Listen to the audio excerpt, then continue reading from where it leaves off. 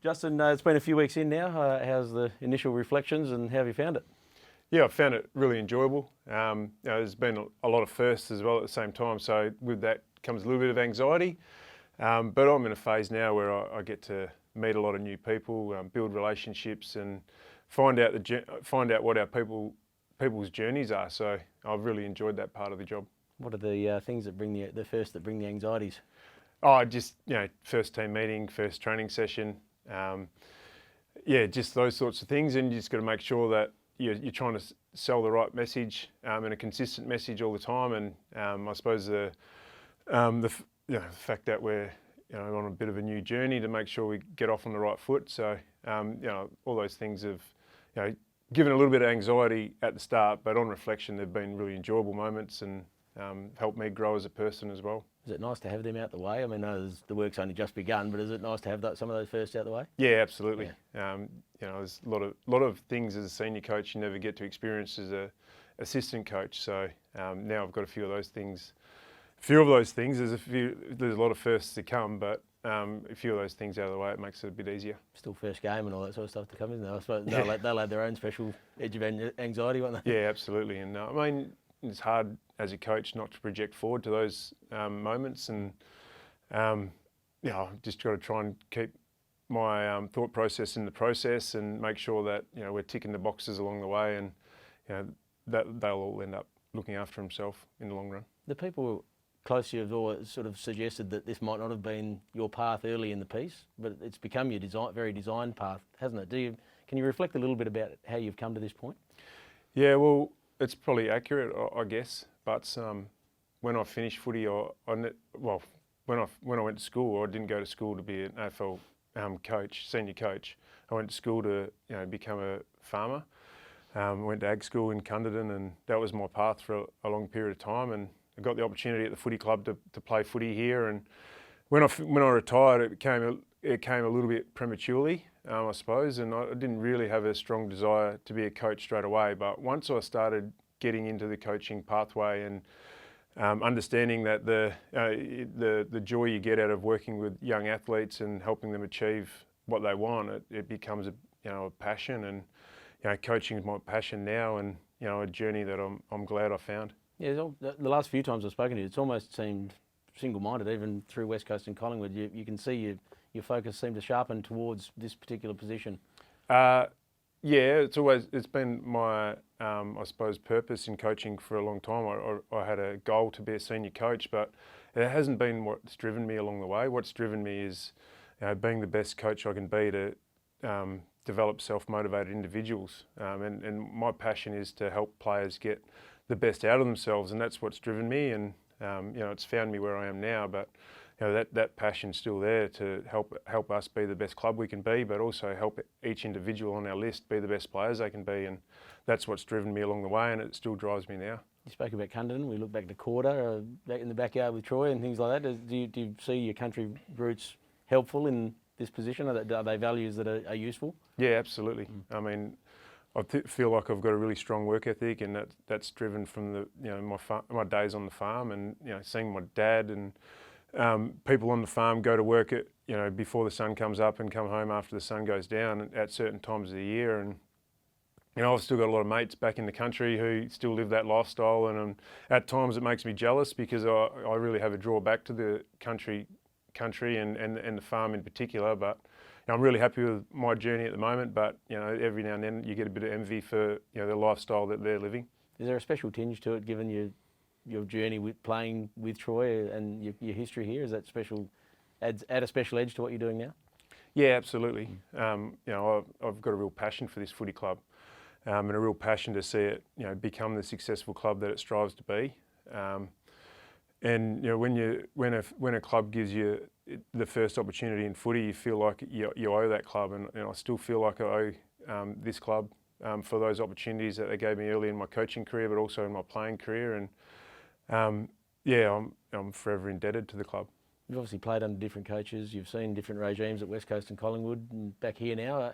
How difficult is it to start a new regime? Obviously, you're very different to Ross. How difficult is it to start a new regime and sort of wipe out and start again and get your plan going?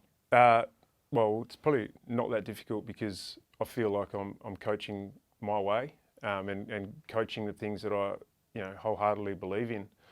And what I've learnt off the previous senior coaches I've worked under is that you've got to be yourself in this industry. If you try and be someone you're not, well then you just burn out. And it's such a big job being a senior coach of an AFL club. If you're trying to be someone you're not, you'll come to a crossroad pretty quick. So I've gone into this job, doing the things that I believe in. I mean that's what my 10 years of coaching has taught me. So at the moment, so far so good, I suppose. That's that side of the fence. What about the players' side of the fence? How difficult is it for them to sort of take on a new regime, because they're going to have to learn a lot over the summer? I mean, Ross was here for quite some time, and his way was his way. He got him to a grand final. But I've known Ross for a long time. I've known you for a fair while now, and I see you as very different. Maybe he seems a lot more regimented than your style seems to be. Is it difficult for the players to make that change quickly? Like I said before, I'm just coaching in the way that I believe in, and I really want our players to be invested in our program and involved in the direction of the club going forward. They hold just as much value in this footy club as I do. So I'm going to give them a lot of freedom to have a voice about the direction of the footy club, the direction of how we play, the direction in their development as people and players. So some will adapt quicker than others, but I expect all our players over time. And this is a long process. We're not into changing changes overnight and implementing things overnight. We understand that the things that we want to implement at this footy club will take a little bit of time, and our players will adjust in their own times, I guess. I know it's hard for you to measure what was happening here before because you weren't here, but so to come here and sort of impart what you believe in, how would you generalise about what you believe in as a footy club should be, and how you'd like it to operate or be seen under your watch? Yeah, well, I think it just comes back to valuing the people within the organisation and setting up an environment where players and staff can really thrive and be the best they can be. And I think I just want them to feel like it's a place where they can come to work every day and be themselves and bring all of themselves to, I suppose, aid the common goal. And our common goal is to be, sustainably successful football club.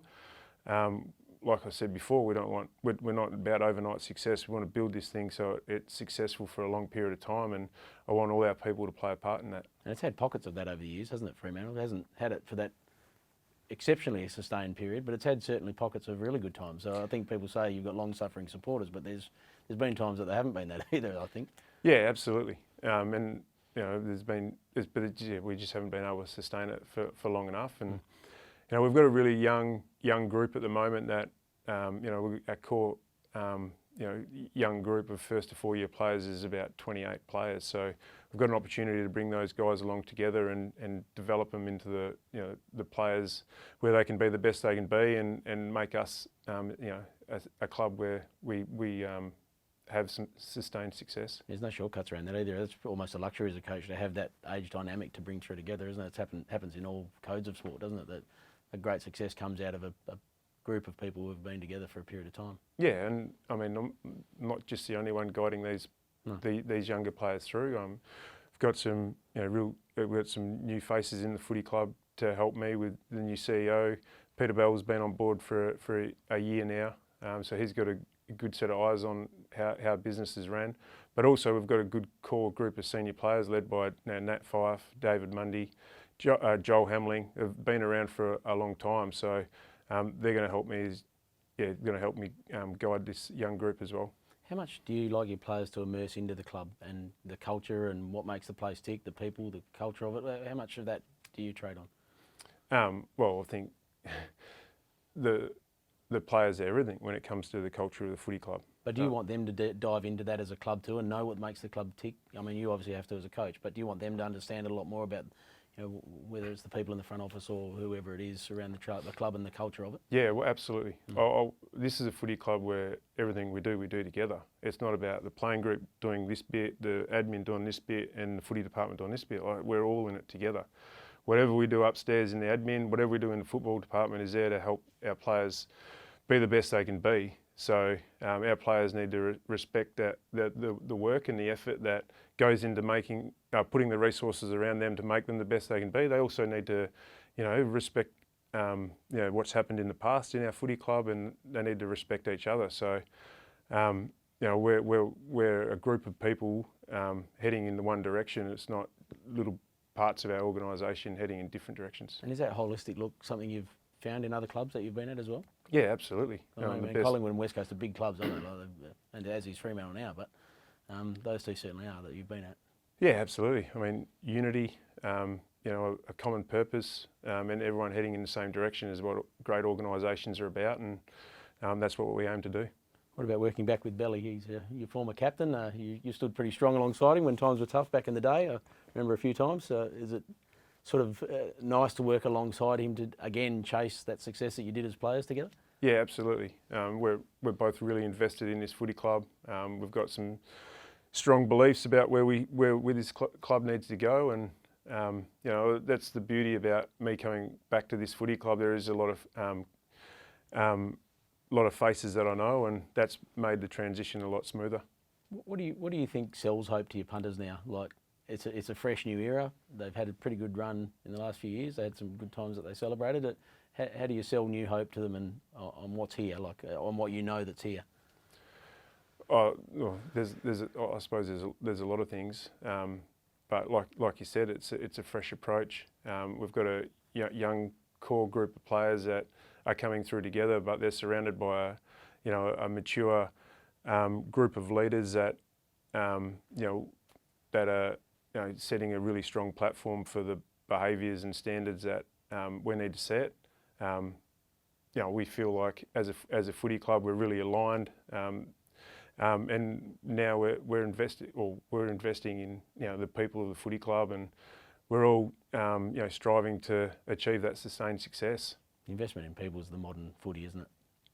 Yeah, it is, and I strongly believe that it all starts with relationships and getting to know people on a deeper level. And when you know people on a deeper level, it shows that you genuinely care, and genuine care is where it's all about. Yeah, I couldn't agree more. That's a really good way to put it too.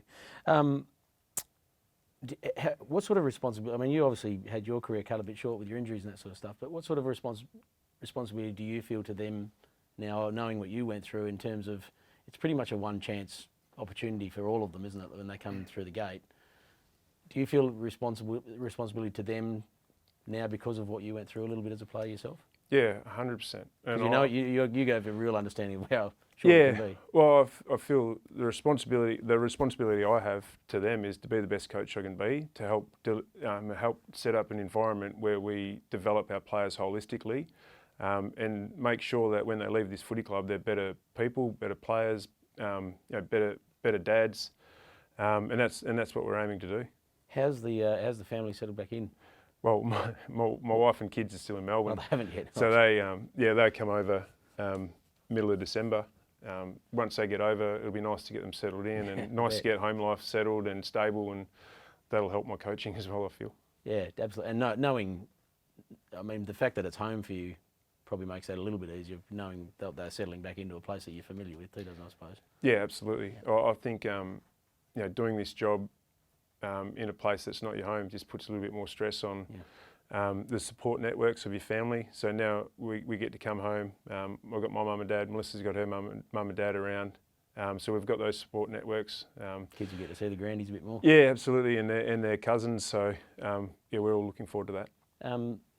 Have you talked about I presume you have, the pressures on a young family of this type of position? I mean, you've got a reasonably young family. As the pressures can come on a young family with this type of high-profile position? Yeah, we have. We've spoken about it. We probably need to speak about it a little bit more. My kids are at an age now where they're really aware of, what people are saying about their dad, and we need to educate them to, take it with a grain of salt, I suppose. And we're in that era too, aren't we? And social media and things. Yeah, absolutely. And we need to make sure that me and Melissa have a real stable home life, and make sure that we put a strong support network around them when things aren't going well. You talked about the cousins. How's all the family supporting now? Have they all got their purple scarves, or are they still all scattered a bit around competition? No, they're all back in purple colours, which is good. Troy's kids too?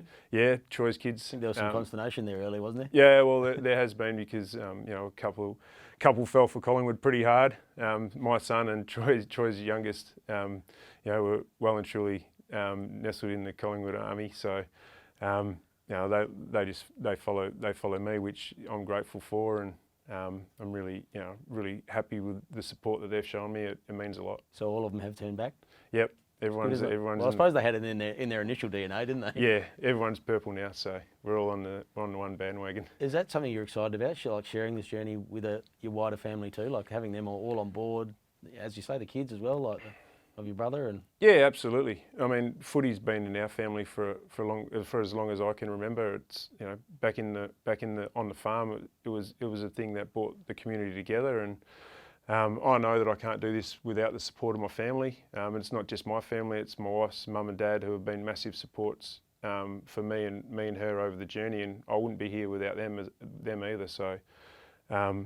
Yeah, it's great to be able to share it with them. The times I've spoken to you recently, you've always been a champion of balance for your players as well.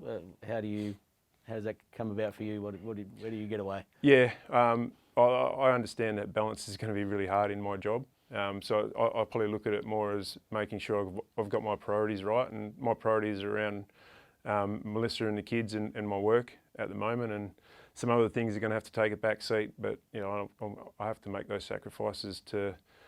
Make sure I'm doing the right job at home and here. So is there somewhere or something? Do you run? Do you swim? Is there something that you do? I try and get in the gym. It probably hasn't paid off yet, but I do get in the gym every now and then and try and throw some weights around. I had Mark Lecras and Adam Reid in there this morning doing a little bit of a circuit, and they're hanging on me because the dividends aren't paying off. But I like doing exercise. I think it's good for the mind. It clears the mind. I like getting out on the boat every now and then and pulling cray pots and just doing things like that, which takes your mind off the job. I used to play a bit of golf, but this lifestyle I live at the moment. Sacrifices. I had to sacrifice my golf game. But I'm happy doing what I'm doing. I love footy. I love my family. So they're my two priorities. I'm pretty happy in life. Just one over Lecker, as you mentioned. It's one over the bow for the old mob. I know that you work very closely with him when you're over there, but. I'm sure a lot of the West Coast people would like to see Mark in the purple gear. Yeah, I obviously worked with Mark for a long time at West Coast. I think he's a really good person, and he's got a lot of knowledge of the game that he can pass on to our players. And for him to come on board and change teams, I'm grateful for, and he's already had an impact on our players. Are you looking forward to the Western Derbies? Thought about them yet? Not really. No, I haven't got my thinking past round one yet. Yeah, well, to be honest, I'm really just invested in the pre-season and making sure we're ticking all the boxes, and we'll get past round one and then we'll worry about round two and then on and on from there. I think your last game was one, wasn't it? So I think you've got a reasonable understanding of what they are anyway. Yeah. When the time comes. Yeah, of course. I mean, it's a massive thing for our fans. Within the footy club, every opposition's the same, but for our fans, it's a special one and one that we'll be prepared for. I did look actually at your last game a bit earlier, and I saw that David Mundy was in game number 45 in your last ever game, and he's still here. You've got a pretty good example to sell to your younger kids, haven't you?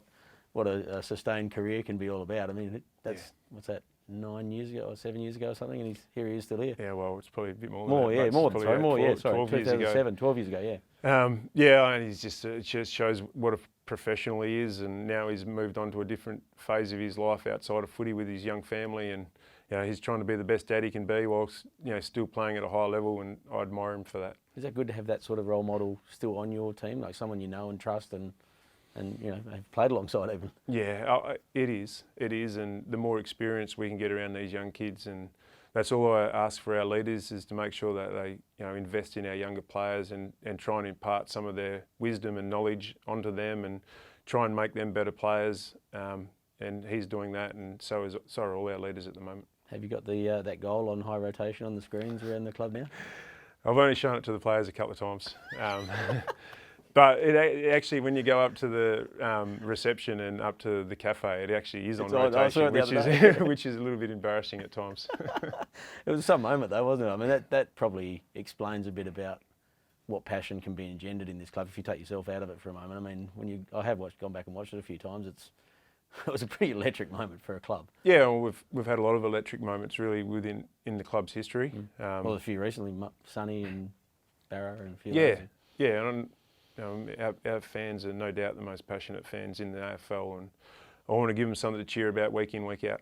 I don't think any of those boys' goals actually sparked a membership campaign where blokes were kissing each other in the stands, though. Oh, well, I keep reminding Sonny's was a point, so it was still a very handy point, and David Mundy's done it twice, and Jeff Farmer kicked a goal after siren as well, so I'm not the only one. Yeah, that was a big day too. Yeah. And that, I mean, all of them show what passion can be united in a club too. I'm sure that sort of basic sentiment excites you a bit about too, about what's possible here.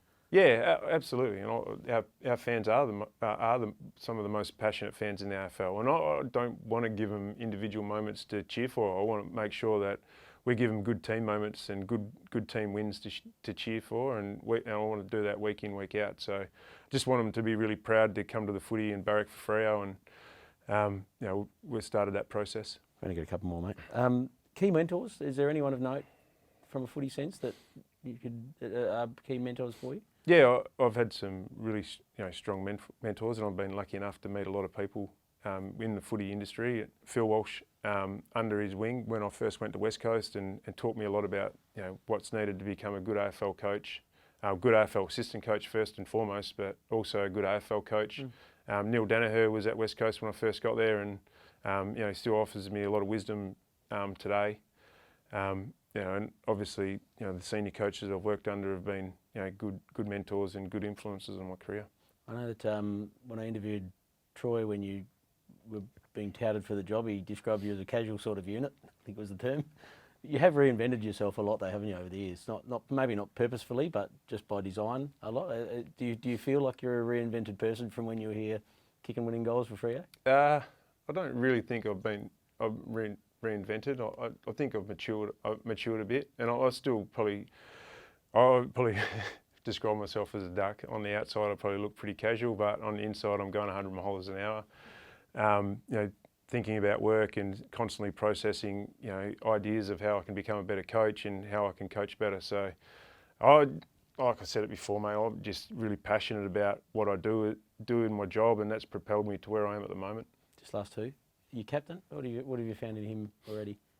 Yeah, he's really passionate about the footy club. He's clearly someone who's invested a lot of time to make him the best football player he can be, and the results speak for that. His next phase of his career is to make sure that he imparts all that wisdom and experience onto our younger mids, and I'm seeing some really good signs of that at the moment. That's good. Have you enjoyed the interaction early days? And Yeah. had you had much with him before now? No, I'd never met him before. I find him a quality person, real dedicated to his craft. But on the other flip side, he's willing to have a joke and be have a bit of fun as well, and that's what we're all about. We're here to work really hard and invest a lot of time into our careers, but we've got to enjoy ourselves while we're doing it, and he's the epitome of that. And just last one, you said you had the focus on round one, which I'm sure you have very strongly. You anxious to get to that moment and really start this journey properly? I mean, the off-season, but you're keen to, I imagine you're keen, but you're anxious to get to that moment and just get underway and see what it can be? Yeah, there's a part of me that's anxious about it and looking forward to it and excited, but I am a real process-orientated person, so I'm just living in the moment, really trying to get the most out of every day at the moment, and really enjoying the process along the way. We've got a lot of work to do before we get to the games, so we've got to make sure that we're ticking the boxes along the way.